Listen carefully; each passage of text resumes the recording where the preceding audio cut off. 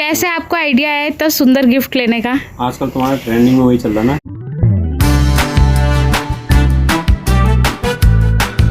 नमस्कार दोस्तों, स्वागत है आपका आज के ब्लॉग में। और आज सुबह सुबह सारे लोग जा चुके हैं अपने अपने काम पर। मतलब मानू की दादी जा चुकी है सत्संग और मानू के दादाजी और पापा जी जा चुके हैं डेयरी। मैं और मानू सिर्फ अभी घर में हैं। और हमारे साथ में है भूरा और पपी। भूरी भी इधर ही किधर होगी। आज काफ़ी तेज़ हवा चल रही है, धूप तो है लेकिन हवा भी चल रही है साथ में। मानू अभी सो रखा है और बिल्कुल थोड़ी सी देर में वो उठने ही वाला होगा, तो तब तक मैं खाना वाना बनाने की तैयारी कर लेती हूँ। यहाँ पर मैंने बैगन काट लिए हैं बड़े बड़े पीसेस में और इसको मैं बॉईल कर लूँगी। उसके बाद इसमें तड़का लगाऊंगी, क्योंकि कुछ लोग चावल खाएंगे कुछ रोटी, तो बैगन की सब्जी दोनों ही चीज़ों में चल जाती है।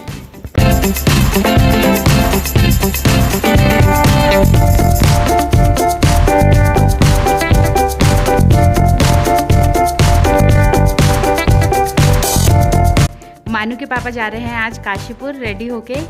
मानू के पापा कब तक आओगे?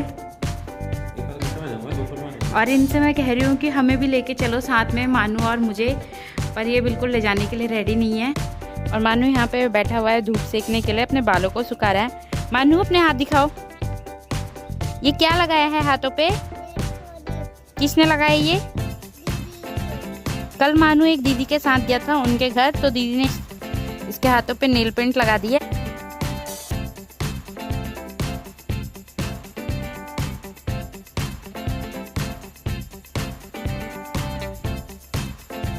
मानू तो अभी सो चुका है और मैं जा रही हूँ बाहर, क्योंकि ये कुछ केले के छिलके हैं जिनको मैंने ऐसे छोटे छोटे पीसेस में कट कर लिया और एक बॉक्स में रखा हुआ है। इसे अब मैं रख लूँगी थोड़ी सी धूप वाली जगह जहाँ ज़्यादा टाइम तक धूप रहती है।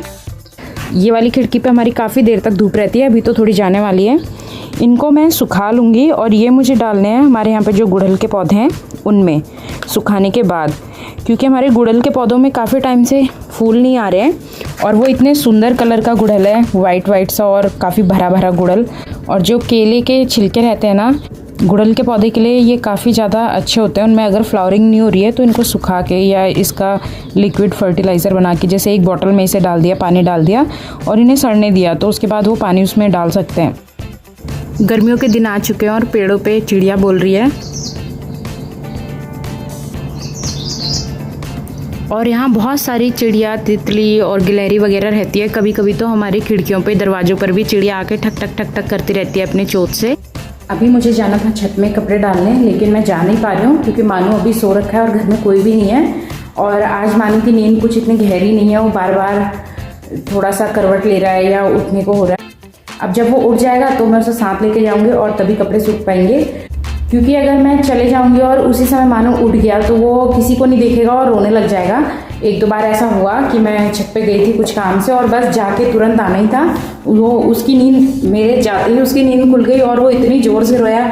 फिर बहुत देर तक रोता ही रहा और कह रहा था मम्मा को ढूंढ रहा था। तो वो जब कहता है कि मम्मा को ढूंढ रहा था तो फिर बुरा लगता है, इसीलिए फिर मैं उसको छोड़ के जाती ही नहीं हूँ। अब मानू जब तक सोकर उठता है मैं उसके लिए बना लेती हूँ मसाज ऑयल। मसाज ऑयल मतलब विंटर्स में मैं उसको जो मसाज ऑयल लगाती हूँ उसमें मैं लहसुन वगैरह पकाकर उसको बनाती हूँ।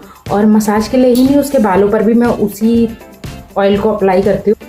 और वैसे तो अभी विंटर्स जाने वाली है, लेकिन फिर भी अभी कुछ 15-20 दिन में वही ऑयल उसके लिए यूज़ करूँगी, तो वो ख़त्म होने वाला है, इसलिए मुझे बनाना पड़ेगा।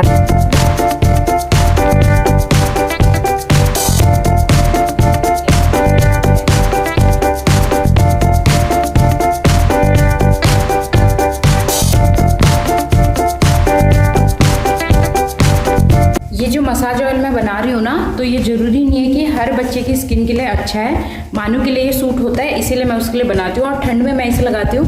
गर्मियों में जब मुझे उसे मसाज करनी होती है तो फिर मैं या तो हिमालय का जो बेबी मसाज ऑयल है वो यूज़ करती हूँ या फिर कोकोनट ऑयल यूज़ करती हूँ। मानू तो अभी सोया ही हुआ है और इस बैग में मैंने कुछ फैब्रिक वगैरह रखे थे बहुत पहले, तो इसमें से मैं ढूंढ रही हूँ अभी कोई फैब्रिक। और ये एक फैब्रिक मुझे मिला है, इसमें थ्रेड वर्क है। वैसे नॉर्मली लोग कहते हैं कि ये चिकनकारी है, पर चिकनकारी नहीं होता, बस मार्केट में चिकनकारी कह के बेचा जाता है। तो ये जो फैब्रिक है ये मैंने वैसे किसी और पर्पस से लिया था, तो आधा फैब्रिक मैंने यूज़ कर लिया था, आधा ये बचा है। बहुत अच्छा सा इसमें डिज़ाइन है तो इसका मैं मानू के लिए कुर्ता बनाऊंगी। वैसे मैं सोच रही हूँ कि होली पे पहनने के लिए उसके लिए कुर्ता बना लूँ।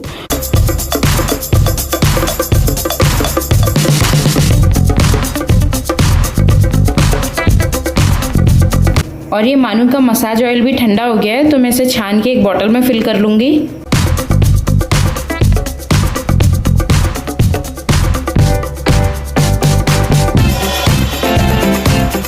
मानू के पापा आज सुबह से गए हुए थे काशीपुर और अभी अभी बिल्कुल घर लौटे हैं और वो मेरे लिए आज एक सरप्राइज लेके आए हैं, पोस्ट वैलेंटाइन डे गिफ्ट।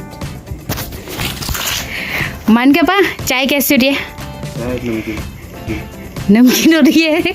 अब ये बताओ कि आप मेरे लिए जो पोस्ट वैलेंटाइन डे गिफ्ट लाए हो ना, गिफ्ट कैसे आपको आइडिया है इतना सुंदर गिफ्ट लेने का? आजकल तुम्हारा ट्रेंडिंग में वही चल रहा ना, गमले गुमले पेड़ वेड़ लगाना। तो फिर मैंने कहा यार गमले ले जाता हूँ, तो मैं अलग अलग वैरायटी के तुम्हारे गमले लाया हूँ। अच्छा, आपने ऐसे नहीं सोचा कि वैलेंटाइन डे गिफ्ट कोई देता होगा इस तरह से? यार आजकल यही ट्रेंडिंग में चल रहा है, पेड़ देना, गिफ्ट देना, मतलब ये फ्लावर पॉट देना, आजकल यही चल रहा है। उत्तराखंड मतलब गवर्नमेंट है वो भी पेड़ दे रही है आजकल गिफ्ट, 10 के बदले। अच्छा, तो इसलिए मैंने वही गिफ्ट किया। गिफ्ट तो मैं आप लोगों को दिखाती हूँ कि मानू के पापा मेरे लिए वैलेंटाइन डे गिफ्ट क्या लेकर आए। रेड कलर के हैंगिंग पॉट लेके आए मानू के पापा, और ये कुछ रेक्टेंगुलर पॉट भी लाए हैं, और ये लेकर आए हैं, और ये सब लाए हैं अपनी गायों के लिए। और अब मानू को घुमाने की बारी मेरी है। पेड़ों से जो भी पत्ते गिरे रहते हैं, मानू पत्ते ही उठाने में रहता है। इसे पत्ते कलेक्ट करना अच्छा लगता है और फिर उठाने के बाद फेंक भी देता है इधर उधर।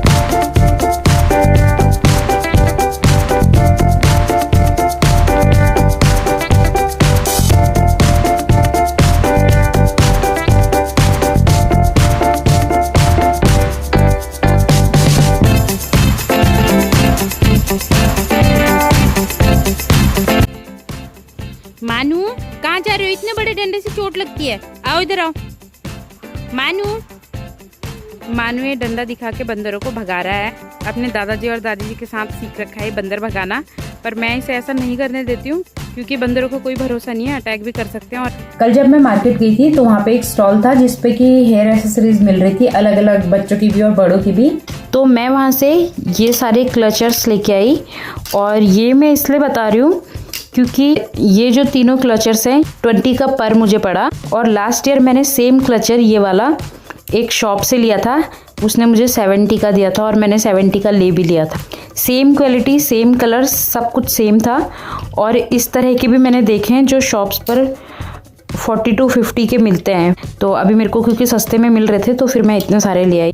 और मेरे साथ तो बहुत ही बार ऐसा होता है कि मैं कोई चीज़ कहीं से लेती हूँ और ज़्यादा प्राइस पे ले लेती हूँ, बाद में कहीं और मुझे वो कम पे दिख जाती है, तो बड़े ही अजीब सा मोमेंट होता है वो।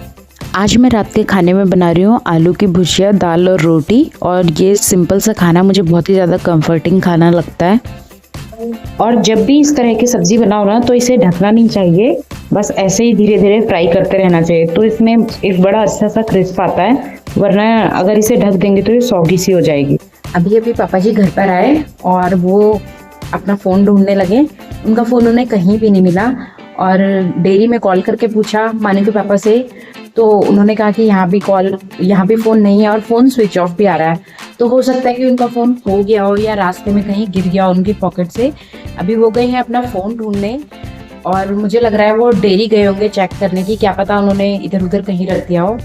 और एक चीज़ मुझे और डाउट हो रहा है कि ऐसा भी हो सकता है उनका फ़ोन तो मानू के पापा को मिल गया होगा डेयरी में ही, पर मानू के पापा ने बताया नहीं होगा, क्योंकि वो मेरे साथ भी कई बार ऐसी चीज़ें कर लेते हैं और फिर थोड़ी देर परेशान होने के बाद तब बताते हैं। तो अब जब पापा जी और मानू के पापा वापस आएंगे तभी पता लगेगा कि फ़ोन मिला या फिर खो गया। मानू के पापा आ चुके हैं अब घर और अब उनसे पूछती हूँ कि फ़ोन मिला या नहीं। पापा जी का फ़ोन मिल गया था? अरे उसमें वीडियो कॉल आ रही थी ना, तो मैंने कहा कि मेरे फ़ोन में कॉल आ रही है, ये दूसरा फ़ोन किसका है? तो मैंने कहा चलो पापा को समझ लेते हैं आज। मैंने पापा को फ़ोन वो कर दिया था, छुपा दिया था। पता मेरे को पता था कि ये हो सकता है आपने छुपाया हो। और तो तुम्हारी कॉल आई ना, मैंने कहा यहाँ तो है ही नहीं।